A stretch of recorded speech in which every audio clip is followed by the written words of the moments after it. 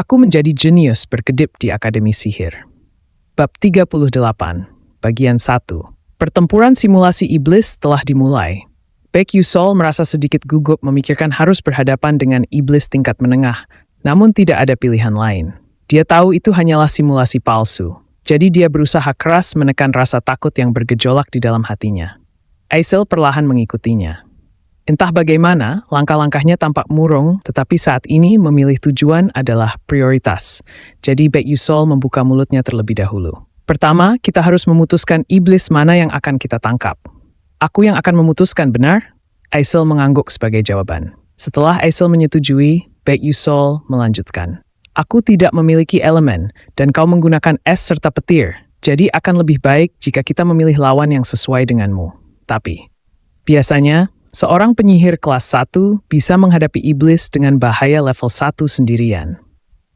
Jika 3 penyihir kelas 1 berkumpul, mereka bisa menghancurkan iblis bahaya level 1 yang bersifat dasar, dan jika 5 penyihir kelas 1 berkumpul, mereka bisa menangani iblis bahaya level 1 yang bersifat menengah. Namun, itu hanya kasus yang sangat umum. Jika kecocokan, pengalaman, dan faktor lingkungan ditambahkan, sangat mungkin baginya untuk membunuh iblis yang beberapa tingkat lebih tinggi darinya. Faktanya, salah satu penyihir yang termasuk dalam pemburu iblis kegelapan, yang membanggakan kemampuan tempur 1 lawan 1 terkuat di dunia Aether, pernah menangani penyihir kegelapan bahaya level 7 sendirian hanya dengan kemampuan kelas 3. Itu adalah hasil dari perbedaan kecocokan dan pengalaman, serta faktor lingkungan. Jadi, mempertimbangkan atribut Aisel tepat untuk menuju rawa. Meskipun dia bisa menggunakan petir, itu hanya sekunder, dan keahliannya yang utama terletak pada es. Atributnya akan terimbangi jika mereka tergesa-gesa menuju lautan es. Dan api sangat bertentangan dengan es. Jadi, kita akan pergi ke rawa. Dia bertanya dengan suara yang sangat enggan. Jelas akan sangat mudah untuk membunuh iblis menengah level 3 dengan 2 orang jika mereka memilih lawan yang tepat. Namun, Aisel mengincar poin tambahan untuk pembalikan. Jika dia bisa menang melawan iblis yang tidak cocok dengannya, dia akan diberi banyak poin tambahan. Yah, apapun yang kupilih, kurasa kau akan sangat menyukainya. Aisel tampaknya tidak mengerti, tetapi itu tidak masalah. Sejak awal, alasan dia bekerja sama dengan Aisel bukanlah untuk mendapatkan nilai bagi dirinya sendiri, melainkan untuk membantunya mendapatkan nilai tinggi.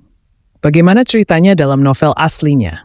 Karena penindasan Hong Bion dan anggota faksinya, Aisel tidak bisa berlatih dengan benar, dan dia bahkan tidak bisa membentuk timnya. Iblis adalah salah satu subjek terpenting. Aisel gagal mendapatkan beasiswa karena dia menghancurkan penilaian kinerja simulasi pertempuran. Dan saat bekerja paruh waktu untuk menutupi kekurangan uang, dia mengalami segala macam penghinaan dan penghinaan. Dalam proses itu, mentalitasnya terguncang parah, dan alih-alih meningkatkan pencapaian sihirnya, sebuah bencana terjadi yang justru membuatnya merosot. Jika ini adalah novel fantasi romansa asli, dia akan diselamatkan dengan bantuan salah satu pemeran pria pendukung nanti. Tetapi sayangnya, karena adanya Edna, Aisel didorong ke batas tanpa bantuan siapapun. Itu tidak baik. Ketika pikiran dan tubuhnya terguncang saat menghadapi kesulitan, selalu ada seorang penolong yang berdiri di sampingnya. Namun, semuanya terpelintir oleh campur tangan Edna dan Baek Yusol.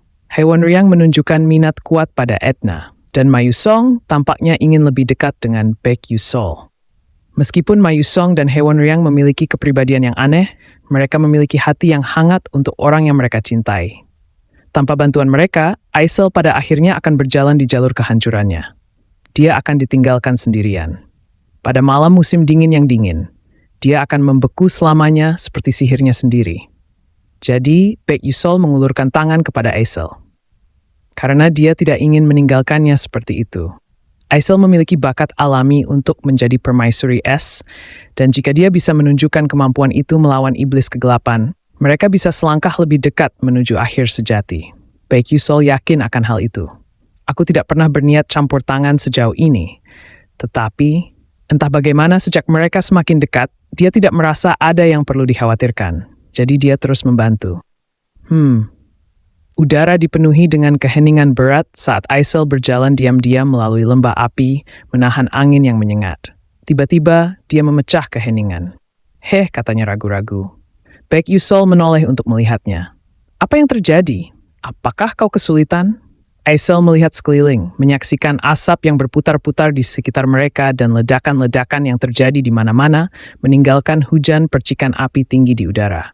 Struktur ngarai itu tampaknya dirancang untuk melatih stamina atau sengaja dibuat sulit, dan itu cukup menantang baginya. Dia menyatakan kekhawatirannya, tetapi tampaknya hal itu tidak penting baginya. Tidak, aku hanya punya sedikit pertanyaan, akhirnya dia berkata. Baek Yusol mengangkat alis. Apa itu? Aisel ragu-ragu sejenak, lalu menutup matanya rapat-rapat dan melontarkan kata-katanya. Mengapa kau memilihku sebagai anggota tim? Baek Yusol tetap diam, dan semakin dia diam, semakin gelisah Aisel. Kenapa dia memilihnya? Pertanyaan ini sudah mengganggunya sejak mendengar hinaan Hong Bion sebelumnya. Tentunya ada banyak praktisi sihir lain yang lebih berbakat darinya.